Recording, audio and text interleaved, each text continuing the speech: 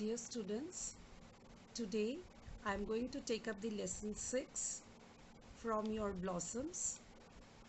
The chapter is a poem, The Sea by James Reeves. The poem The Sea by James Reeves begins with the lines, "The sea is a hungry dog, giant and grey. He rolls on the beach all day." In this poem, in the very beginning, we have the use of the metaphor, the sea is a hungry dog. Now, what is a metaphor? A metaphor is a type of figurative speech that makes a direct comparison. Like if I say, my life is a red rose, then it is a direct comparison. And if I say, my life is like a red rose, this is called a simile. Now here, the metaphor is very direct here. The sea is a hungry dog, giant and grey. So the first thing that we have to notice here is the color of the dog. The color of the dog is said to be grey. Now grey is symbolical of a dull color. It is not a very pleasant color.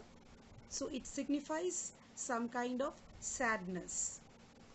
In the very beginning of the poem, in the first stanza, we have the description of the sea that is done through the imagery of a hungry dog. So the first stanza itself, the tone expresses some kind of danger and risk. And look at the lines. With his clashing teeth and shaggy jaws, hour upon hour he gnaws the rumbling, tumbling stones, and bones, bones, bones, the giant sea dog moans.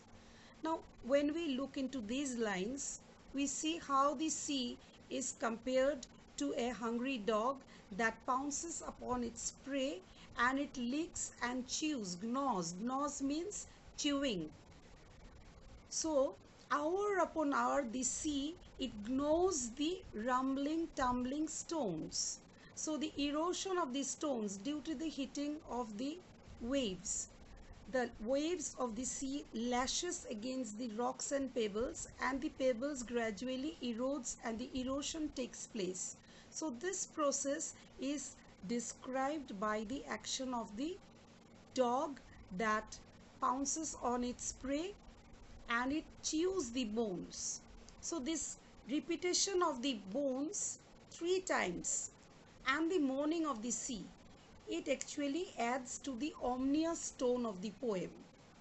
So the poem begins with a sort of warning, and the tone is more dreadful in the second stanza, where we have, when the night wind roars and the moon rocks in the stormy cloud. So when the night falls, there is a storm, and the sound is described here, and we have the sound of the howling dogs, and howls and hollows long and loud. The tone now becomes more dreadful. The anxiety of being on a raging ocean at night is expressed here with the comparison to a howling dog.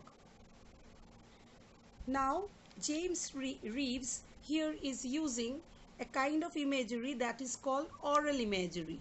Now, what is oral imagery? Oral imagery appeals to our sense of hearing. Like it is said here that the sound of the dog is described as the howls and hollows, long and loud. So here we have the imagery, oral imagery working here. In the final stanza, the tone changes drastically. It becomes quiet. The quietness of the sea is restored now, and it is compared to the days of May or June. But on quiet days in May or June, when even the grasses on the dune play no more their reedy tune, so there is no storm now, and everything is quiet and calm. Even the grasses, they are now not swaying under the influence of the wind, and it is no more playing their reedy tone. And we have his head between the paws. Now the sea, now it's described like a resting dog. So just like the dog rests its head on its paws, so in that resting position, the sea is now resting, and there is no more ravaging of the ocean, and we have a quiet scene here, and it is found through the repetition of the word quiet. So quiet, he scarcely snores.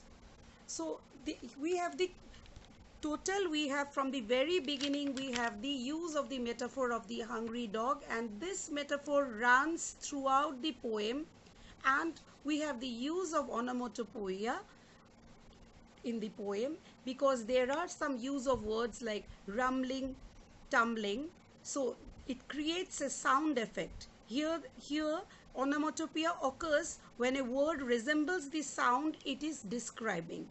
So this gives us a picture to our mind, and there are other rhyming words also in the poem, like in every line you can see when you watch: grey day, jaws gnaws, stones bones, sniffs cliffs, cloud is rhyming with loud, June, dune, tune. These three words are rhyming in the consecutive lines. Then shores is rhyming with snores. So if you are asked a question, what are the rhyming words in the poem, you have to pick out these rhyming words and you have to write in the answer.